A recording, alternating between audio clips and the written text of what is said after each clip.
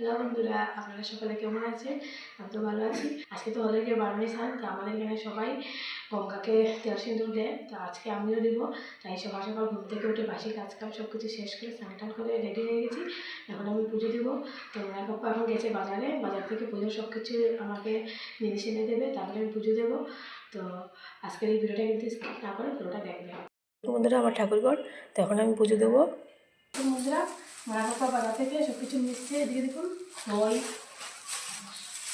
অল্প ফুল, বাজারে ফুলই নেই।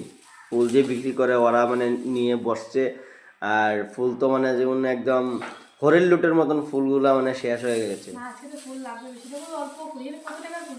20 টাকা। এটা হলে 20 টাকার ফুল। এদিকে কাছে দেখুন, আমাদের টাউনে ফুলও কিনে আনতে হয়, গ্রাম দেশে তো ফুলের অভাব নেই।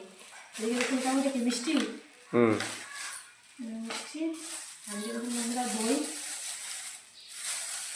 আর কি হচ্ছে চিরা, এটা কি গুড় নাকি? গুড় আর কলা। তো এখন বাজারে নেওয়া হয়ে গেছে, মারো কলা সব কিছু নিয়ে এসেছে। তো এখন আমি প্রথমে ঠাকুর দিব, তারপরে আমি গঙ্গাকে তেল সিঁদুর দিতে যাবো।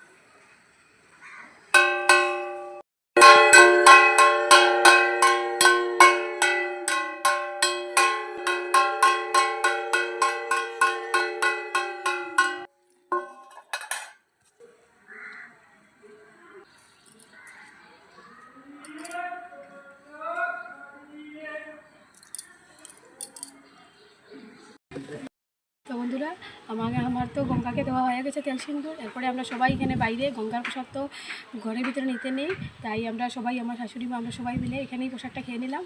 প্রসাদ খেয়ে এখন আমাদের গঙ্গার পূজা দেওয়া শেষ। তো এখন ঘরে চলে যাব। তো আপনারা কে কে গঙ্গাকে তেল সিঁদুর দিয়েছেন আমাকে কিন্তু কমেন্ট করে জানাবেন। এখন আমি ঘরে যাব, ঘরে গিয়ে ঘরের পুজোটা শেষ করব। তো আমার ঠাকুর দেওয়া তো পুরো হয়ে গেছে।